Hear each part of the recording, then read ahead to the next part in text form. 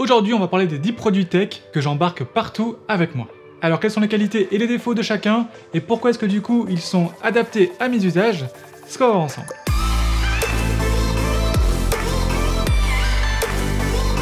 Bonjour à tous, c'est Kevin, bienvenue sur la chaîne e-Bordelais. Aujourd'hui donc, format un petit peu différent, on va pas parler de vos usages, mais on va parler des miens, et pourquoi est-ce que du coup j'ai choisi ces produits qui sont devant moi pour me suivre partout dans mes déplacements. Alors il faut savoir que pour mon boulot, je suis amené à me déplacer très souvent, et par exemple, je vais quasiment au moins une fois par semaine à Paris. Et ce depuis maintenant 3 bonnes années. Donc forcément, en 3 ans, j'ai pu optimiser et choisir du coup les produits qui vont me suivre partout. Et donc aujourd'hui, on va voir donc mon sac à dos et qu'est-ce que je mets dedans. On va commencer avec l'ordinateur. Alors le PC que j'embarque actuellement avec moi, c'est le Dell XPS 13 dans sa version 2 en 1. Donc vous savez, c'est la version qui permet d'avoir transformer le PC en même pour le faire en tablette, en mode tente ou voilà, ça c'est hyper pratique. En fait, ce modèle, ce qui est bien, c'est que ça va remplacer à la fois mon Mac et mon iPad, et du coup, je vais gagner quand même pas mal en poids. Parce que voilà, s'il y a vraiment un axe d'évolution sur mon sac à dos au fur et à mesure des années, c'est vraiment de la recherche de l'efficacité et du poids le plus léger possible. Par exemple, le boîtier qui me filme là actuellement, il va plus du tout me suivre, on en parlera juste après, mais j'ai choisi du coup du matériel vidéo beaucoup plus léger. Et du coup, pour ce PC, il est vraiment hyper adapté à tous mes usages. J'en reparlerai très vite dans la vidéo dédiée à ce produit-là. Mais voilà, pour le peu que j'ai utilisé pour l'instant, donc ça fait une bonne semaine, j'en suis vraiment très content. J'ai pu faire un gros shooting photo au boulot avec, et vraiment, sous la retouche Lightroom, c'est allé sans problème. Le côté tactile, c'est hyper pratique. J'ai un écran qui est très grand, j'ai un clavier qui est très grand aussi, compte tenu du format du produit. Par exemple, il est encore plus compact que mon MacBook 13 pouces, alors que l'écran est plus grand ici. En défaut, pour le moment, ce qui me gêne le plus, je pense que c'est l'autonomie. Voilà, je peux pas faire vraiment une journée complète de boulot avec celui-là, comme ce que j'avais pu faire par exemple avec le MacBook Air M1, et aussi la connectique, où on a juste un port USB-C de chaque côté, et un lecteur de carte micro SD. Franchement, s'ils avaient mis un lecteur de carte SD à la place du micro SD, j'aurais été ravi. Bon là, du coup, c'est un petit peu dommage, mais bon, c'est toujours bon à voir, pour pouvoir étendre par exemple la mémoire facilement. En deuxième objet, ça va être une solution de stockage. Comme je vous l'ai dit, mon temps est partagé entre des sessions de boulot ici du coup dans mon bureau et des sessions de boulot en mobilité. Et forcément, il y a des vidéos que je commence à bosser ici, que je continue en mobilité, que je termine ici et inversement. Et forcément mes vidéos, c'est en gros un dossier de 100 Go à chaque fois, donc voilà, donc il faut quand même de la place. Et la meilleure solution que j'ai trouvée pour pouvoir monter facilement, peu importe la machine que j'ai sous les mains, c'est grâce à un SSD externe. Et celui-ci en particulier, parce qu'il est minuscule et il est hyper performant, c'est le Seagate One Touch.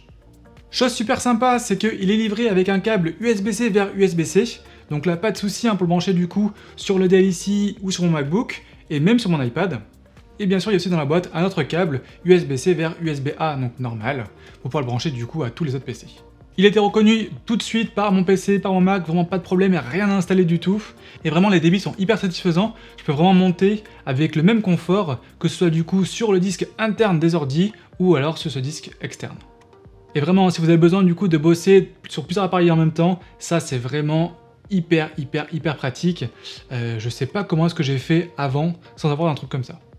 En troisième, forcément, ça va être un mobile. Bon, après, c'est vrai que le mobile, c'est pas forcément dans le sac, mais voilà, j'ai quand même toujours avec moi. Et là, ça va peut-être vous surprendre, pas tant que ça non plus, j'ai 3 mobiles généralement avec moi. Parce que forcément, le meilleur moyen de tester un mobile pour vous faire des bonnes vidéos après, c'est d'utiliser, et du coup, j'ai 3 lignes. Donc genre du coup, ma ligne perso, une ligne de test vraiment avec un petit forfait qui coûte pas grand chose, et ma ligne pro. Et du coup en ce moment les 3 téléphones que je me balade partout, ça va être mon iPhone 12 Pro Max, qui va très vite être remplacé par l'iPhone 13 du coup Pro Max, le Oppo Reno 6 Pro, en super mobile, ça en particulier en vidéo, on en parlera aussi très vite, et enfin un beau petit bijou, le Sony Xperia One Mark III, là aussi niveau photo vidéo, j'ai hâte de vous en parler de celui-là. Mais en tout cas le mobile qui a ma carte SIM personnelle, c'est bien l'iPhone 12 Pro Max. Pourquoi? Parce que mon écosystème Apple est quand même assez important, donc c'est vrai que c'est toujours bien et plus pratique d'avoir quand même un appareil Apple. Mais surtout, c'est pour ses qualités en vidéo qui sont juste exceptionnelles. Pour l'instant, en tout cas, j'ai pas trouvé de téléphone avec une meilleure qualité en vidéo. Le quatrième produit que j'embarque partout ou presque avec moi, ça va être une enceinte. Et en ce moment, celle que j'aime beaucoup, c'est la UEBOOM 3. Alors déjà, il faut savoir qu'une enceinte qui est pas très chère est quand même très puissante. Et surtout, ce qui est bien, c'est que elle est hyper résistante au choc, à l'eau et tout ça, donc elle est étanche, ça c'est super. Et en plus, le son qu'elle va diffuser va être vraiment à 360 degrés. Donc ça veut dire qu'on peut la poser n'importe où dans la pièce, on aura le son qui sera bien orienté. Donc en petit défaut, ça va être le fait qu'elle soit que Bluetooth, donc j'aurai pas de Wi-Fi par exemple, mais sinon vraiment en tant que tel, enceinte Bluetooth, c'est un super produit. Allez, juste à côté, ma petite gourde, donc c'est la Norden Lease. Alors pourquoi est-ce que c'est un produit tech? Tout simplement parce qu'elle dispose d'un émetteur dans le bouchon ici, qu'on va venir charger, qui va permettre de projeter des rayons UV dans la bouteille. Et ça du coup ça va permettre de stériliser l'eau qui est à l'intérieur, et donc d'éliminer des bactéries. Après en tant que gourde, ce qui est super, c'est que vraiment elle conserve très bien le chaud et le froid. Par exemple j'ai utilisé récemment en randonnée, et malgré 4 heures au soleil, l'eau qui était dedans était encore fraîche, et en plus le coloris est juste top. Allez, maintenant on va rentrer un peu plus du coup forcément dans mon cœur de métier, ça va être toute la partie vidéo, et forcément dans mon sac, j'ai toujours de quoi filmer. Alors là du coup j'ai quand même pas mal de matériel devant moi, et je vais pas avoir à chaque fois tout avec moi. En fait ça va vraiment dépendre de ce que j'ai prévu de filmer ou pas. En gros, si j'ai vraiment prévu de filmer quelque chose, je sais pas par exemple des plans d'illustration ou quoi que ce soit, là je vais prendre du coup le Sony ZV-E10 avec un ou deux objectifs. Donc j'ai soit le 10-18 ici, donc c'est vraiment un très grand angle, soit le 18-105, si j'ai prévu du coup de faire des plans plus rapprochés. Mais bon, généralement c'est plutôt le grand angle. Avec sa petite télécommande aussi qui fait aussi trépied, donc je peux le poser du coup partout. Donc ça c'est parfait, hein, par exemple si je veux faire des plans face caméra assez rapidement. Parce que ça, ce qui est bien, c'est qu'il va avoir aussi un écran orientable pour pouvoir voir ce que je filme. Et du coup, si j'ai prévu de parler, même si le micro qui est de base dessus est pas mal, je préfère quand même prendre le micro qui est vendu en plus. Donc c'est un micro sans fil. Et ce qui est bien avec celui-là, c'est que tout passe en numérique. Donc en gros, il y a une petite fiche, je sais pas si on la voit ici. Là, la petite fiche qui est ici aussi. Et donc, pas besoin d'avoir un câble micro qui va venir passer dessus. Hop. Ça, c'est sans fil, j'ai juste à le clipser ici. Hop, et du coup là, c'est bon, je peux tourner sans problème. Donc ça, c'est assez compact, hein, quand même beaucoup plus que mon boîtier qui est ici, mais ça pèse quand même son poids, donc je l'embarque quand même pas tout le temps avec moi. Et généralement, si j'ai pas le Sony ZV-E10, c'est que j'ai le DJI Pocket 2 avec moi. Là, c'est un petit peu pareil, mais en beaucoup plus compact et un petit peu moins qualitatif du coup, forcément. Ça va être que, ici, j'ai une caméra qui est stabilisée. Donc là, vous voyez, hein, c'est stabilisé, ça c'est cool. Et en plus de ça, j'ai aussi un micro sans fil. Donc là, c'est comme pour l'autre. C'est pareil, juste à l'allumer, je vais le clipser ici, hop, et j'ai plus qu'à parler ici, c'est bon. Donc coucou, là, on se retrouve directement sur la DJI Pocket 2. Et donc du coup, ce qui est bien, vous voyez, hein, c'est que c'est vraiment stabilisé, je peux bouger comme ça, il n'y a pas de souci. L'image reste stable. En plus de ça, de fourni, on a même un objectif ultra grand angle. Par exemple, pour vlogger, hein, je préfère ça au Sony ZV-E10. Même si forcément la qualité est meilleure sur le Sony, dès qu'on va bouger, dès qu'on va leur montrer des trucs, ce sera quand même vachement plus sympa avec ça. Surtout qu'en plus c'est plus petit et plus discret, donc aussi on attire moins l'attention. Et enfin la dernière caméra que je peux envisager à la place de ces deux-là, ça va être la Insta360 Go 2. Et donc ce qui est super avec celle-là, ça va vraiment être sa discrétion et le fait qu'on puisse la mettre partout. En fait la caméra elle est livrée avec plusieurs accessoires, et là aussi j'en reparlerai du coup dans la vidéo dédiée, mais c'est vraiment hyper pratique parce qu'on peut la mettre partout, en particulier pour tout ce qui va être plan, vous savez, à la première personne. Donc en gros, par exemple, j'ai envie de vous montrer quelque chose que je suis en train de faire, mais ce qui est bien avec celle-là, c'est que je vais pouvoir filmer tout en ayant les mains libres. Et pour ça, il y a un super accessoire, c'est un accessoire qu'on va mettre autour du cou. Ici, hop, et la caméra va venir s'aimanter dessus. Et ce qui est super, c'est que ça peut même passer derrière un t-shirt. En gros, là, je suis comme ça, hop. Tac, et je vais les monter, et là c'est bon, je peux filmer. Et ce qui est super en plus, c'est que peu importe comment la caméra est placée, donc là par exemple, elle n'est pas vraiment hyper droite, mais après sur l'application, automatiquement, il y aura l'horizon au bon niveau. Pour commencer à enregistrer, c'est facile, je appuie une fois,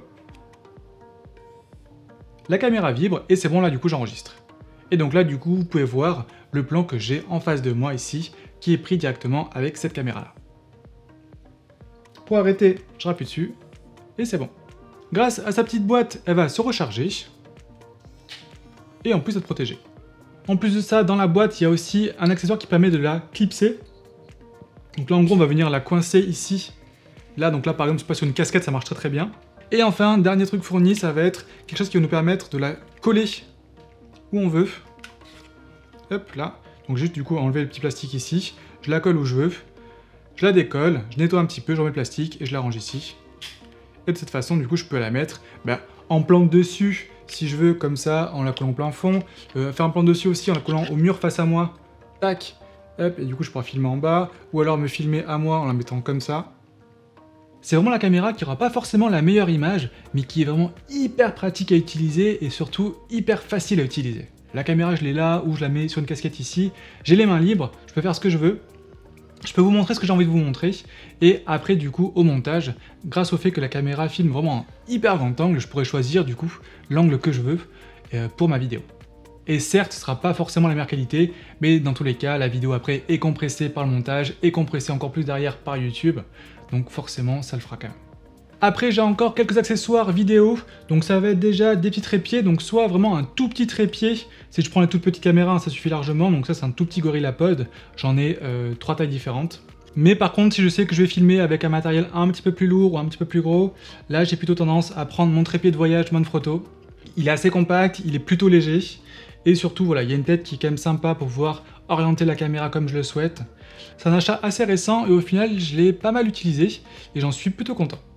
Autre accessoire aussi pour la vidéo qui est assez important pour avoir une bonne image, en particulier quand on filme avec des caméras avec des petits capteurs. Et pour ça j'ai une petite lumière ici, qui est de la même marque que les grosses lumières que j'utilise là juste devant moi. C'est Falcon Eyes, et ce qui est bien c'est que cette lumière elle fonctionne sur batterie, et qu'elle se charge en USB type C. Ça c'est hyper important, on verra juste après pourquoi. Et du coup on va pouvoir l'allumer ici. Hop. Et je vais même pouvoir choisir après la couleur si je veux. Donc là ici avec le diffuseur comme ça va vraiment être le mode pour m'éclairer le visage, donc avec une lumière du coup assez diffuse, bon moins que ça forcément parce que c'est moins grand, mais ça marche quand même très très bien. Autre accessoire que j'ai forcément, c'est un petit peu la spécialité on va dire de la chaîne, ça va tout le temps être au moins 2 paires d'écouteurs sans fil. Pourquoi 2? Parce que généralement j'en ai toujours au moins un à tester, et après j'ai les AirPods Pro en backup je dirais, donc c'est en gros ça c'est les écouteurs que j'utilise le plus. Et en ce moment donc les écouteurs que j'en teste c'est les LG Tone Free FP9. Un super produit, j'ai vraiment hâte de vous en parler aussi de cela. Avant-dernier accessoire, ça va être de quoi charger tous mes appareils. Alors ce qui est super avec tous ces appareils là, c'est que je vais pouvoir tous les charger avec un seul chargeur, donc celui-ci. Peut-être pas tous en même temps, mais ils sont tous soit USB type C, soit Lightning. Donc le port Lightning, vous savez c'est le port Apple, ça d'ailleurs c'est un petit peu chiant, qu'on ait encore des appareils qui vont se charger à ça, et donc ce chargeur là va me permettre de charger mon iPhone et les AirPods Pro. Et enfin tout le reste, et ça c'est vraiment hyper important pour moi, va se charger en USB type C. Et du coup avec ce chargeur qui dispose de 2 sorties, donc une USB normale et une USB type C, je vais pouvoir charger vraiment tous mes appareils. Et vraiment le fait de ne pas avoir à se trimballer plusieurs chargeurs, c'est juste parfait. Et enfin forcément, dernier produit, ça va être mon sac à dos, juste ici. Donc ça c'est un sac à dos Peak Design, c'est le modèle Everyday Backpack 20 litres. Donc ça c'est l'ancien modèle parce que ça fait je crois déjà 3 ans que je dois l'avoir celui-là. Il a vraiment pas bougé. Bon, elle est un petit peu d'usure sur les fermetures mais c'est tout. Vraiment c'est hyper costaud. Ce qui est bien c'est qu'en plus il est quand même assez waterproof. Donc j'ai pris la pluie, j'ai pris quelques orages avec. C'était pas mouillé à l'intérieur. Donc ça c'est hyper important. Et surtout il est hyper modulable et c'est ça qui est génial. Donc là en gros je vais avoir ici tout l'espace ici qui va être dédié à mes affaires. Donc forcément, quand je pars 2 jours, j'ai besoin de rechange pour le lendemain. Donc tout ça, ça va rentrer ici. Et le reste, ça va rentrer ici. Donc là, en gros, je vais avoir la partie que je prends pour les caméras et le chargeur. Et le petit trépied si je le prends. Sur le côté ici, je vais pouvoir mettre d'autres accessoires plus petits. Donc là, généralement, ça va être les batteries en plus ou alors les cartes mémoire. Tout ce qui est PC, ça va rentrer ici. Donc là, j'ai à la fois du coup une pochette pour une tablette et après le PC qui va venir ici. Et sur le dessus ici, c'est là que je vais mettre du coup tout ce qui va être écouteurs. Hop, le disque dur aussi. Et éventuellement les petites caméras, hein, si je prends plutôt les petites caméras. Et sur le côté après ici, là je vais mettre forcément ma gourde. D'un côté, et l'autre côté ça va être soit l'enceinte, soit le gros trépied, si je prends le gros trépied, et du coup l'enceinte passe dedans. Et donc ce sac du coup j'en suis vraiment hyper content. Juste petit point à faire attention, je l'ai emmené en randonnée, sur une randonnée, j'aurais peut-être pas dû parce que le sac a même fait son poids, donc du coup il est hyper costaud, ça c'est chouette. Mais par contre forcément, quand on l'a toute la journée pendant 8 heures dans la montagne, là je vous cache pas que je commençais quand même assez à fatiguer.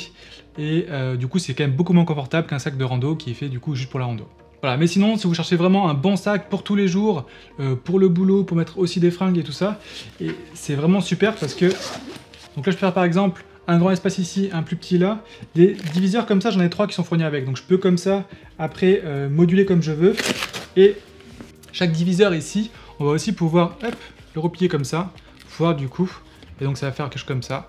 Donc on va pouvoir du coup mettre plusieurs objectifs par exemple, ou un petit appareil et autre chose là. Et vraiment, j'ai pas du tout l'envie de changer de sac à dos pour l'instant. Et voilà, on a terminé avec les 10 objets que j'emmène partout avec moi.